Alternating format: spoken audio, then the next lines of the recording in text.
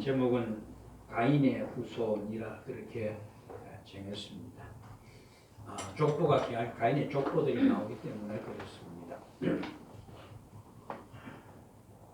며칠 전에 제가 병원에 갔었는데 병원에서 콩팥이 많이 나빠졌다고 그렇게 이야기를 하는데 그 이야기를 듣고 마음이 조금은 좀 심란하기도 했고 또 한편으로는 어차피 뭐 나이 들면 다 모든 것이 나빠진다라고 생각을 하고 있었습니다. 아마 그 의사분이 그런 얼굴 표정을 읽었는가 괜찮습니다. 지금부터 약을 먹으면은 사실 때까지는 아무런 지장 없이 삽니다.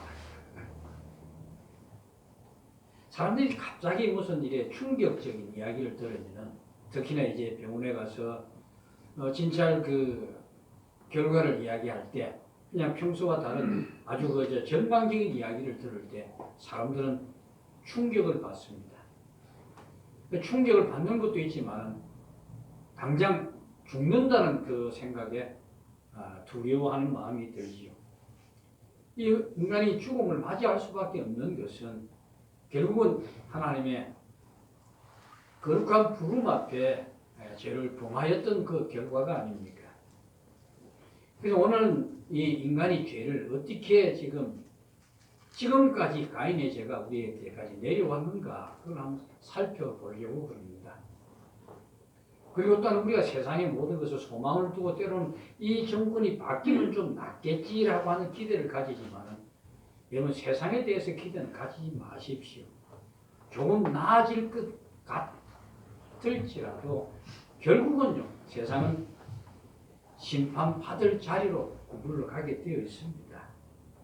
오늘 본문을 조금 전에 읽으신 것 같이 하나님의 곁을 떠난 가인이 저 노 땅에 거주하게 된 일을 말한 후에 그 족보에 대해서 쭉 이어져 나옵니다.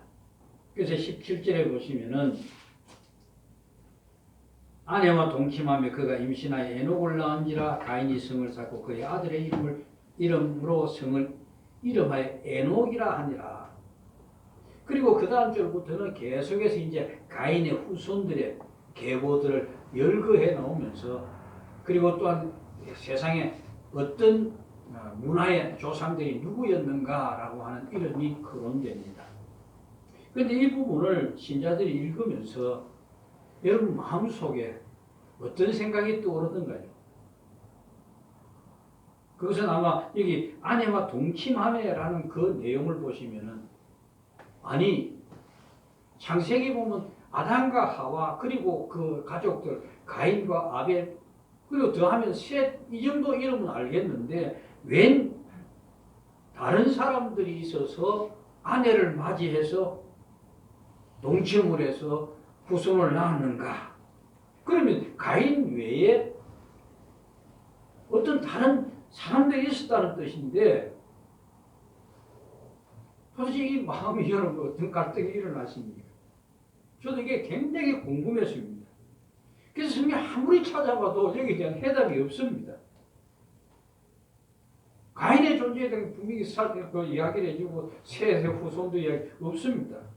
그럼 이 답을 어디서 찾을 수 있겠습니까? 도대체 어떻게 해서 다른 여자의 존재가 있단 말인가?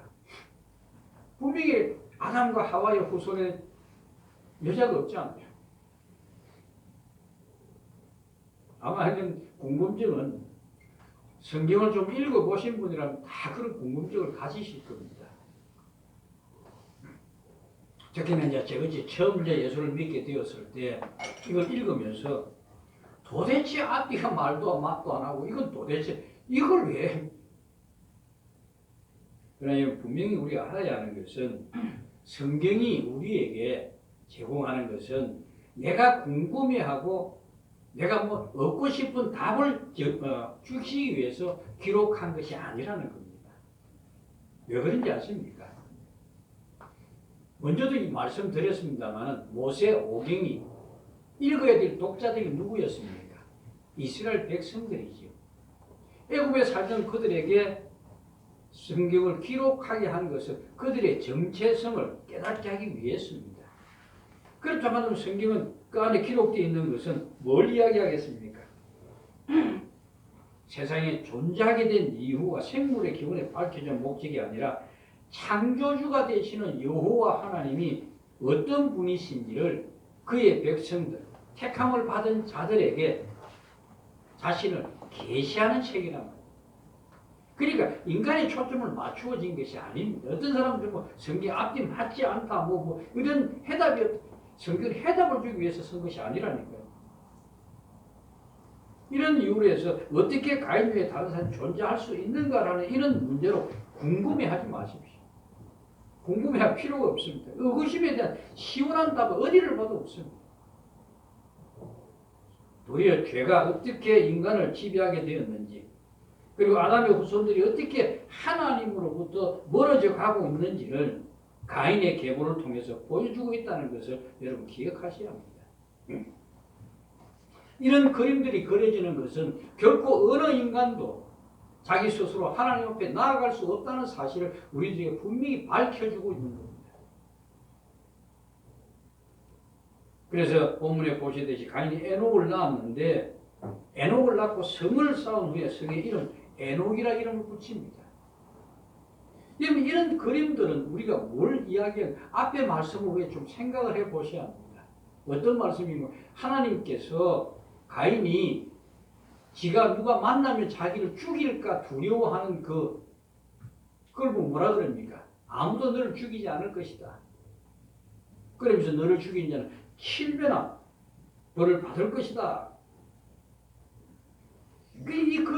그런 말씀 속에서 지금 가인이 성을 쌓은 이유가 뭐겠습니까?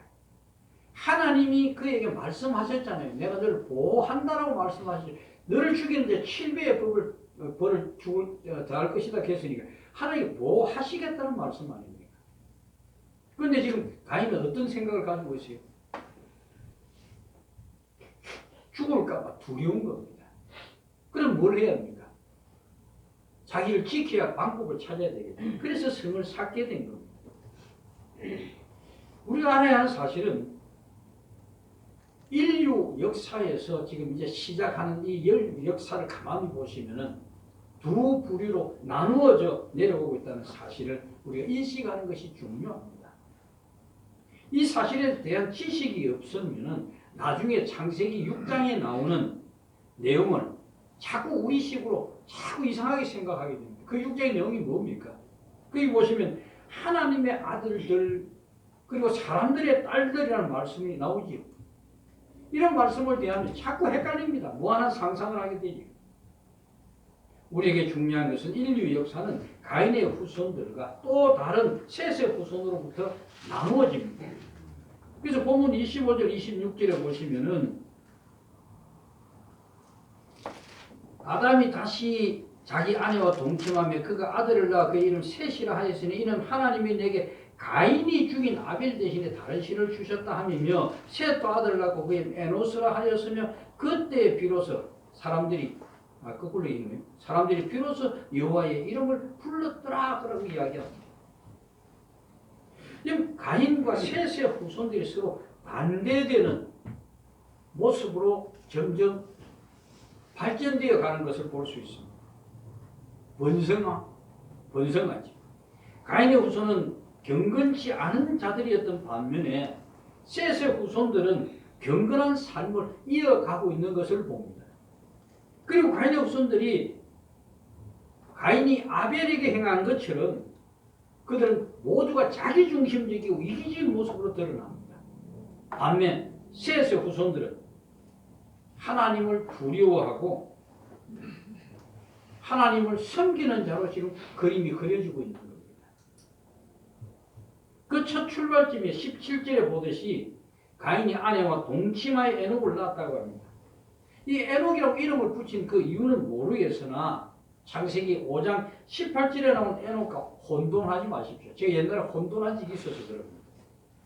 근데 왜 이름이 같은가? 그 다른 것이 아니라 오늘날 많은 사람들이 좋은 이름을 인용에 같이 붙이듯이 그런 의미로만 바라보시면 됩니다. 그러나 창세기 5장에 나오는 에녹은 지금 여기서 나오는 에녹은 전혀 다릅니다. 그 에녹은 하나님과 동행한 삶을 살았던 의인입니다. 그런데 17절에 보듯이 가인은 성을 쌓고 그 아들의 이름을 성의 이름으로 붙여서 에녹이라 그렇게 했다고 합니다. 에녹은 가인의 아들이죠. 왜 그 성을 가인이 자기 이름으로 하고 에녹의 이름으로 했을까요? 이 당시에 성을 쌓았다는 것은 우리가 생각하듯이 수원성 같이 큰 성벽을 쌓고 그런 것이 아닙니다. 여러 채 자기 가족들이 모여있는 집, 그걸 중심으로 해서 울타리를 쌓은 것을 말합니다. 그러니까 이제 우리 쌀이 울타리 같은 것이 아니고 그래도 그나마 말뚝을 박았거나 아니면 벽돌을 만들어 가지고 쌓았다, 그렇게 생각하시면 됩니다. 그리고 이 가인이 성을 쌓았다는 이 원어 단어 자체가 이제 우리가 그 학교에서 공부하면 그러는데 뭐 현재 시제니 뭐 미래 뭐 어쩌고 뭐 이래 가는데 이게 이제 현재 시제로 되어 있는데 이건 무슨 이야기인가 하면 성을 한 번 상으로 끝난 것이 아니고 계속해서 그 불안한 마음을 이기지 못해서 성벽을 더욱더 든든하게 쌓아갔다라는 그런 이야기입니다.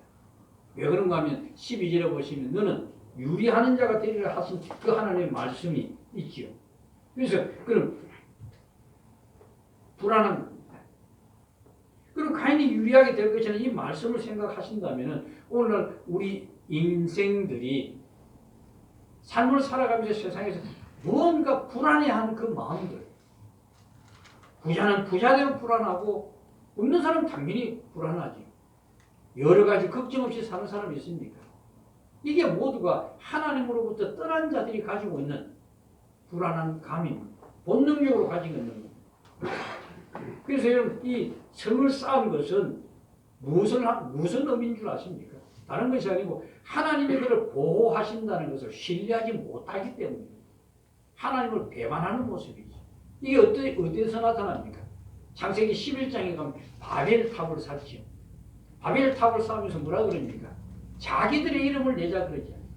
이 성을 쌓는다는 것은 자기를 보호하는 것인데 자기를 보호하기 위해서 수단과 방법을 가지하는 그것은 바로 하나님을 거역하는 것이란 말입니다.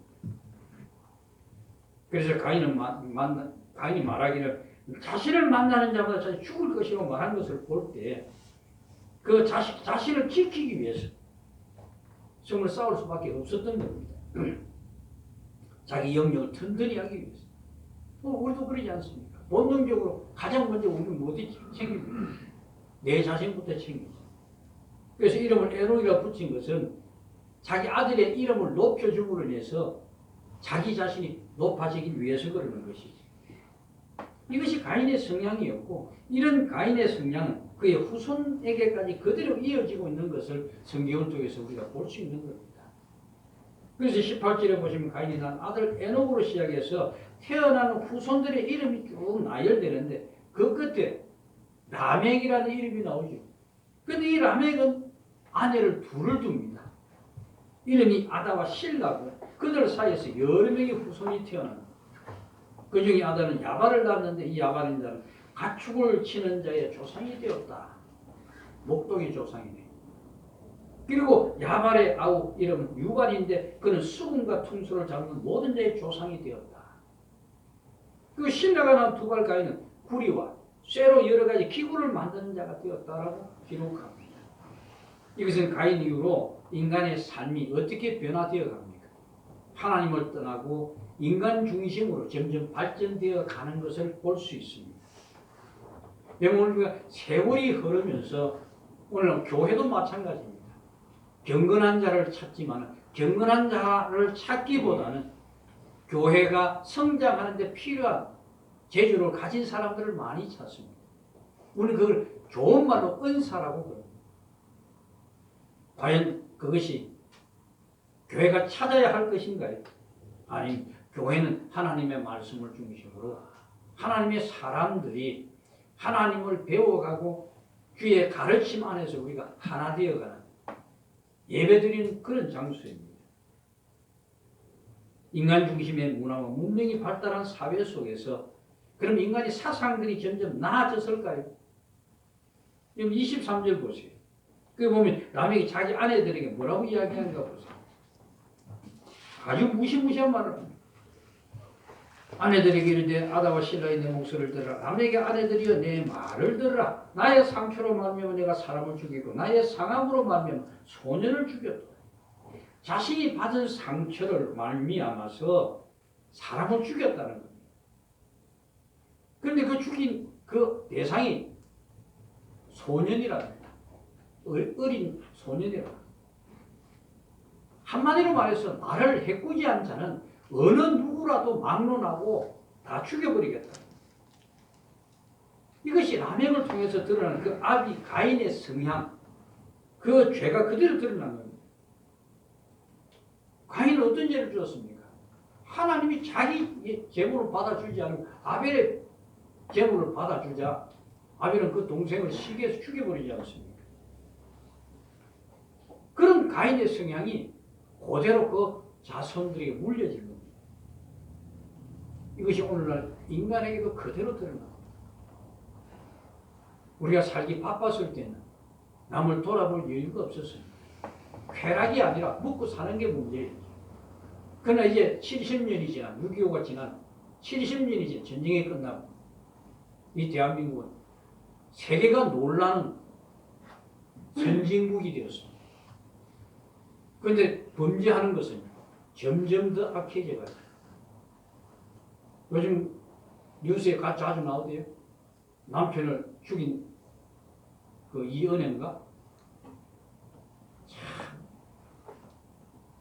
무시무시하지 않습니까? 세상은 그래 소망이 없는 겁니다.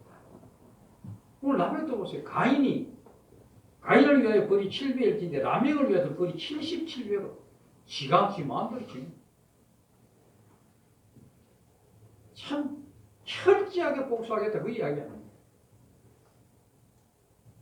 여러분 생각해야 하는 것은 수천 년이라는 세월을 흘러내려오면서 오늘 인간들 속에는 이런 라멕과 같은 이런 악한 성품들이 남아있다는 놀라운 사실입니다.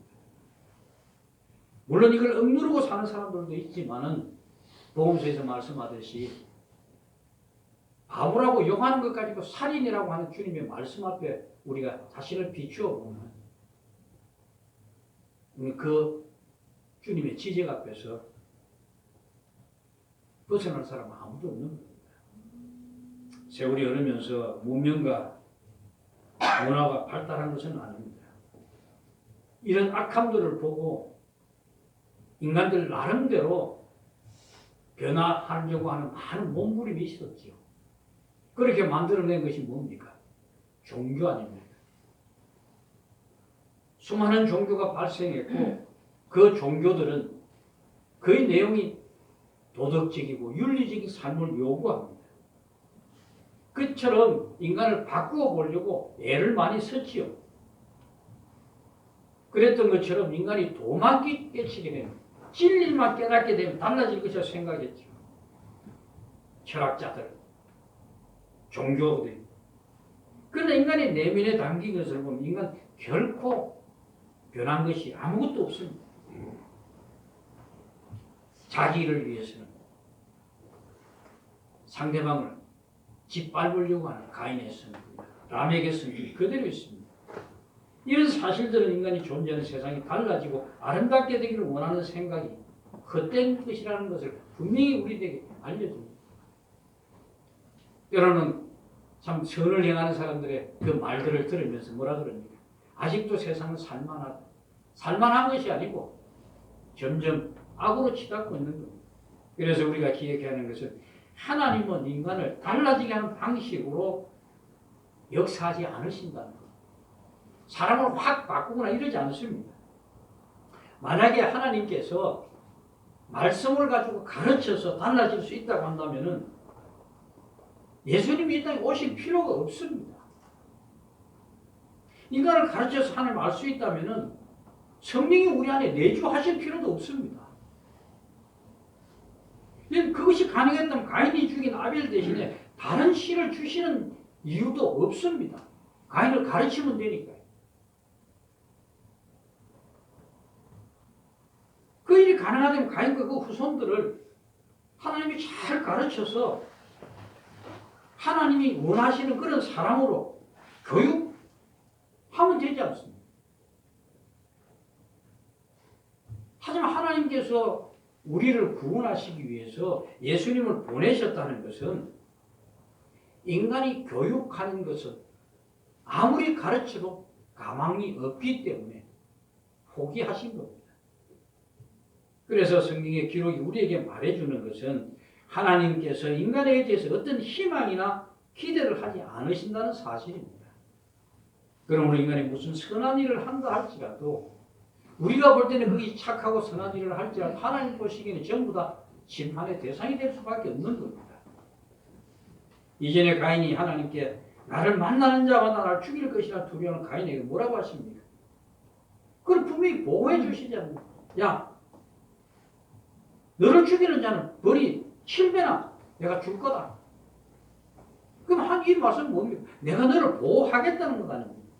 그런데 이건 가인을 지키기 위해서 하시는 말씀이 아닙니다. 가인을 지키기 위해서가 아니라 아담의 후손으로 태어난 모든 인간에게 가인을 심판할 수 있는 자격이 없다는 것을 말씀하시는 겁니다.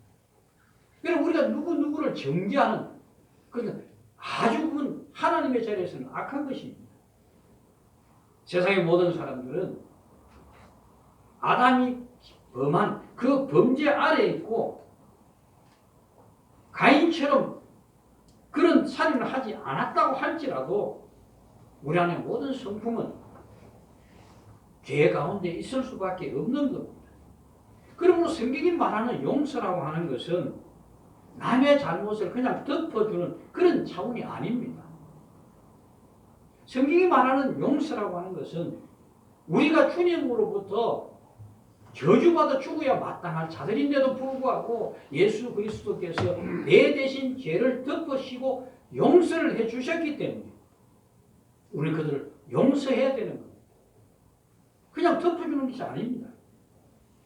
그래서 하나님 가인에게 표를 주셔서 만나는 모든 사람에게 죽음을 면하게 해주셨습니다. 죽어야 마땅할 가인이 살아있는 존재로 살아갔다는 것은 하나님의 은혜를 입고 있다는 것이잖아요. 하지만 가인도 가인의 후손도 이 같은 하나님의 은혜를 알았을까요? 몰랐습니다. 그럼 우리가 신자로 살아가면서 우리 마음속에 여러 가지 갈등이 있지요. 그 갈등들이 일어날 때 그걸 이길 수 있었을까? 사도 바울이 이야기하는 이야기 있잖아요. 이 안에 두 가지 법. 그런데 여러분 그 두 가지 법 중에 여러분 어디를 따라가시던가요? 성령을 따라가시던가요? 육신의 소욕을 따라가시던가요? 대부분 육신의 욕심에 끌려갑니다. 그럼 이렇게 한번 생각해요. 하나님께서 그러면 그걸 고쳐주시면 되지 않느냐? 그러면 우리가 다 성령에 따라갈 것 아니냐? 능력을 주셔서. 아니요. 그냥 그대로 놔두십니다. 왜 그런지 아십니까? 우리가 짓는 죄와 우리 안에 요구하는 성령의 선과 이걸 다투는 이 다툼 안에서 우리가 하나님이 주신 은혜를 깨닫게 하기 위함입니다. 내 힘과 내 능으로서는 결단코 하나님 앞에 설 수 없다는 것을 깨닫게 하기 위함입니다. 그래서 때로는 우리의 죄도 우리의 구원으로 이끌어가는 방편으로 하나님이 쓰시는 겁니다.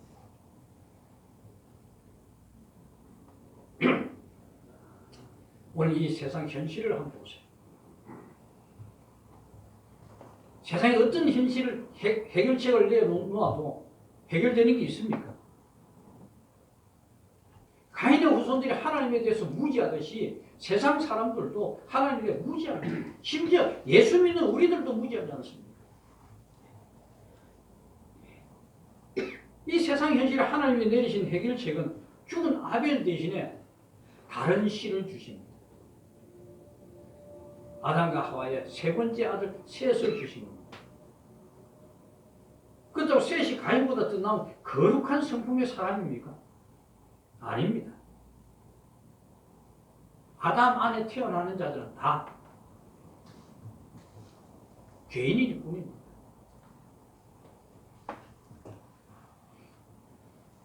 우리 모두는 죽은 자 아닙니까? 그것이 성경의 선언인 만큼 셋 또한 가인과 마찬가지로 죽은 자로 태어났을 뿐입니다. 하지만 셋의 등장을 통해서 우리에게 알려주는 것이 있습니다. 그게 뭔지 아십니까?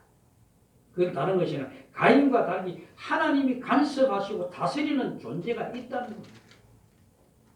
물론 그가 구원받았다, 예수 그리스도 모른다 이런 생각하지 마시고 가인과 같은 아담의 후손이지만은 하나님의 간섭으로 말미암아 참된 진리로 나아가게 되는 그런 후손이 태어나게 되었다는 거예요.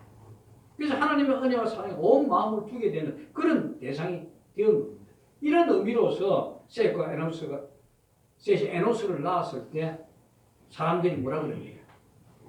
비로소 여호와의 이름을 불렀더라라고 기록하고 있는 겁니다.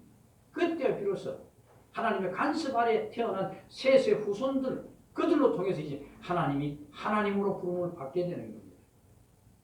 여호와는 이름을 부르는 이것이 가인의 성에 가득한 이 세상에서 오늘 우리가 살아가야 할 방식입니다. 우리는 가인 시대로부터 뭘 배울 것이 있겠습니까? 그것을 세상에 필요로 하는 것은 과연 어떤 자들이 필요한가 한번 보십시오. 다 인간에게 필요한 자들입니다. 가인의 후손들 한번 보세요. 스스로 지키기 위해 성을 굳게 쌓는 것도 필요하고 문명과 문화를 발전시키기 위해서는 유발이나 야발이나 두발 그런 사람들이 필요하죠. 하나님이 아벨 대신 셋을 주셨다고 하지만은 셋이 아벨을 대신해서 하나님 위해 어떤 위대한 일을 한 것을 했습니다. 한 것이 없습니다. 아무것도 없습니다. 세상을 위해서 유익한 일을 한 것이 있습니까? 없습니다. 단지 셋은 아벨 대신에 태어난 것, 하나님이 그를 태어나게 하시는 것, 그것밖에 아무것도 없습니다. 하지만 셋이 에노스를 낳게 됐을 때 비로소 여호와의 이름을 부를 수 있게 됩니다. 이게 중요합니다. 무엇 때문에 이때 와서 여호와의 이름을 부르게 된 것인지 정확하게 우리가 알 수는 없습니다. 하지만 셋이 에노스를 낳은 것을 통해서 하나님이 간섭하시고 역사하신다는 이 사실들을 우리가 볼 수 있는 겁니다. 그래서 그들이 여호와 하나님을 부르게 되었다는 그런 의미로 여러분 받아들이시면 됩니다. 이처럼 하나님의 구속 사역은 아벨의 죽음까지 극복하며 오늘도 이루어지고 있는 겁니다. 그것이 오늘 이 아벨을 통해서 보여주는 것이 그리스도의 오심에 대해서 너희가 할 일은 아무것도 없다는 겁니다. 그래서 오심에 대해서 우리 한 것이 있습니까? 아무것도 없습니다. 단지 우리가 흉악한 자들이기 때문에 주께서 우리에게 우리 죄를 위해서 사하기 위해서 찾아오신 것. 그 찾아오신 분 앞에 우리는 뭘 했습니까? 방해물이 되어서 보이죠. 유대 땅에 이스라엘 백성들이 바리새인들과 그 모든 자들이 예수님을 왜 죽였습니까? 자기들의 삶에 걸거친다고 죽였잖아요.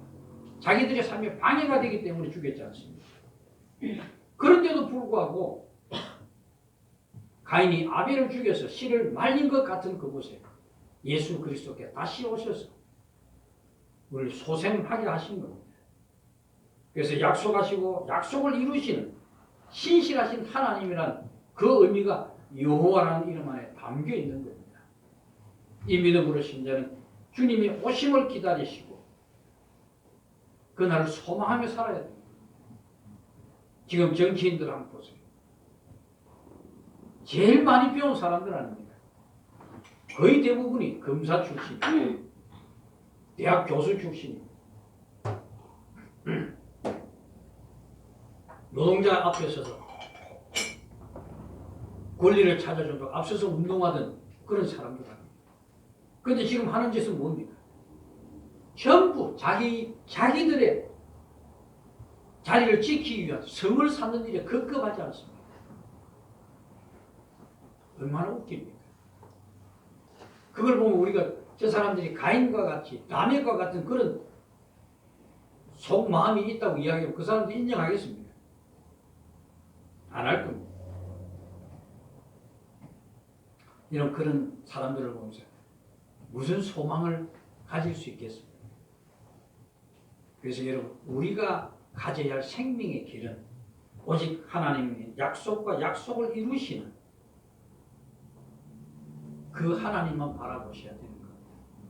십자가에서 이루신 약속의 성취를 그 바라보시면서 내 힘으로 나를 지키는 방식이 아니라 여호와의 이름을 찬양하고 그분이 우리의 삶을 주장하심을 믿고 모든 것을 맡기고 의지하며 살아가는 것이 오늘 신자들의 삶이라는 사실입니다. 잊지 마십시오. 이런 삶이 바로 예수 그리스도 안에 살아가는 바로 그런 삶이라는 것을 명심하시길 바랍니다. 기도하겠습니다.